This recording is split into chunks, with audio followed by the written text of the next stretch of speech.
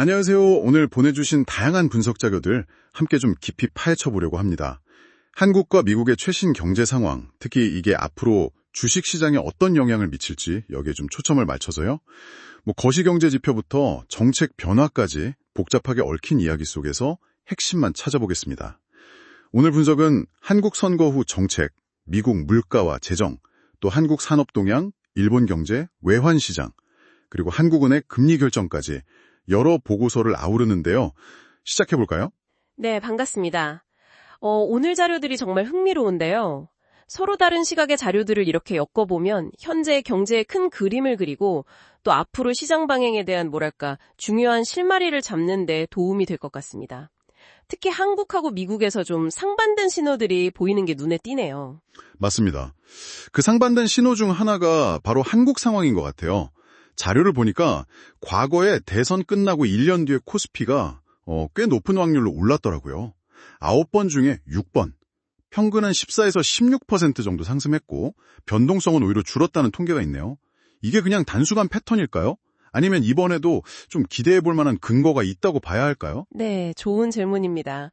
글쎄요, 일부 분석에서는 현 정부가 과거에 부동산 규제 정책에 좀 집중했을 때 부작용을 경험했잖아요. 그래서 이번에는 증시 부양 쪽에 좀 더 무게를 둘 가능성이 있다, 이렇게 보기도 합니다. 부동산 시장 안정도 물론 중요하지만 자본시장 활성화를 통해서 경기를 좀 끌어올리려는 의지가 있을 수 있다는 거죠.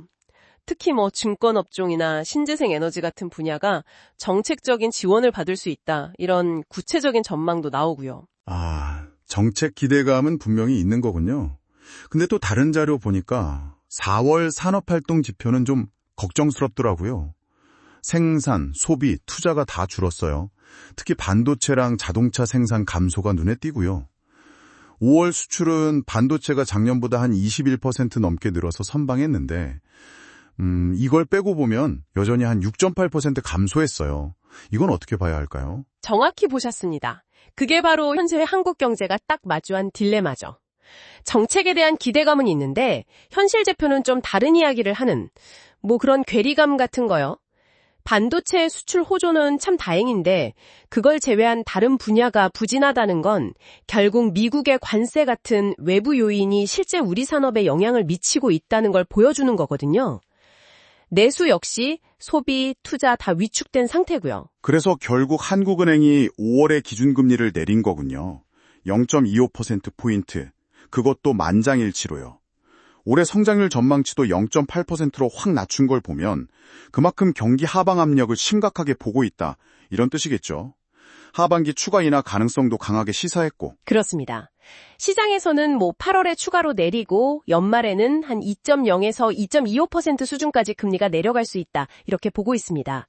그러니까 정리하면 한국은 정책 모멘텀 기대는 있지만 실물 경제는 반세 여파랑 내수 부진으로 어렵고 이걸 금리 인하로 대응은 하고 있지만 그 효과가 나타나려면 좀 시간이 필요하다, 이런 복합적인 상황인 거죠. 이런 한국 상황을 보면 결국 세계 경제의 키를 쥐인 미국 움직임이 더 중요해지는 것 같은데요. 보내주신 미국 자료들을 보니까 여기도 좀 희망이랑 우려가 섞여 있네요.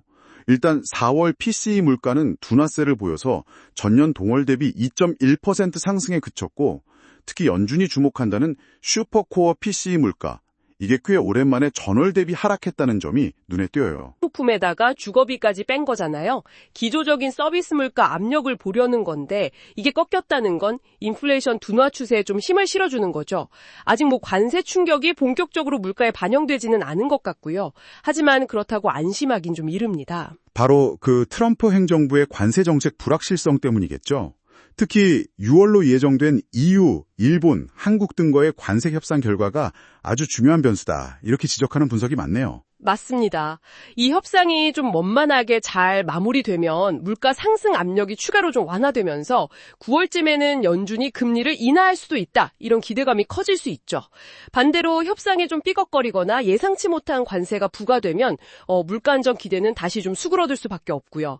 미국의 소비는 여전히 3%대 증가율로 견조한 편인데 다른 한편에서는 재정 적자 확대 우려가 커지고 있다는 점도 주목해야 합니다. 소비는 좋은데 재정은 걱정이다. 이건 어떤 영향을 줄까요? 재정 적자가 늘면 당연히 국채 발행이 증가할 거고 이건 국채 금리 상승 압력으로 작용하죠. 금리가 높아지면 정부 이자 부담도 늘어나고 또 외국인 투자자 입장에선 미국 국채 매력이 좀 떨어질 수도 있고요. 이게 잠재적인 달러 약세 요인이 될 수도 있는 겁니다. 결국 미국 경제는 물가 안정이라는 긍정적인 면과 관세 및 재정 부담이라는 어떤 위험 요인 사이에서 좀 줄타기를 하고 있는 셈이죠. 다른 나라 상황도 간단히 짚어보죠. 일본은 물가 상승세가 계속되면서 금리 인상 압력이 커지고 있다고요. 나아가서 금리를 올릴지 이런 압박이 커지고 있습니다. 만약 BOJ가 긴축으로 방향을 틀면 그동안 낮은 금리의 엔화를 불려서 고금리 자산에 투자했던 소위 엔캐리 트레이드 자금이 청산될 수 있거든요. 이 자금 중 상당 부분이 미국 국채에 들어갔을 가능성이 있어서 이게 청산되면 미국 국채 매도 압력으로 작용할 수 있다, 이런 분석이 있습니다. 그렇군요. 원달러 환율은 최근에 한국은행 금리 인하, 관세 불확실성, 또 엔화 약세 이런 게 겹치면서 약세를 보였는데 앞으로는 그럼 미국의 국채 금리 동향, 관세 협상 결과, 유럽중앙은행 22 정책 방향, 그리고 아까 말한 한국의 정책 기대감 같은 게 다 복합적으로 영향을 미치겠네요. 정확합니다. 종합해보면 한국 시장은 정책 기대감과 금리 인하 가능성이라는 좀 긍정적인 요인이 있고요. 또 반면에 반도체를 제외한 수출 부진, 내수 위축, 그리고 미국의 관세 불확실성이라는 부담 요인도 같이 안고 있는 거죠. 미국 시장 역시 물가 안정이나 연준, 금리 인하 기대감은 좋은데 재정 문제나 관세 리스크 같은 변수가 있고요. 결국 단기적으로는 미국의 관세 협상 결과가 시장의 방향성을 결정짓는 가장 큰 변수가 될 것 같다, 이렇게 정리가 되네요. 오늘 저희가 함께 짚어본 것처럼 뭔가 희망적인 신호도 있는데 여전히 잠재적인 위험 요인도 상당히 복잡하게 얽혀있는 그런 상황인 것 같습니다. 네, 그래서 이런 거시적인 흐름을 놓치지 않는 게 참 중요합니다.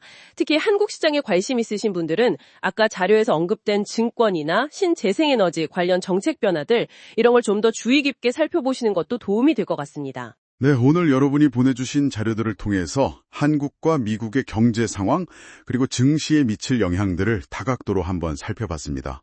앞으로 몇 달간 있을 미국의 관세 협상 결과가 시장의 예상을 뛰어넘는 긍정적인 방향으로 전개될 수 있을까요?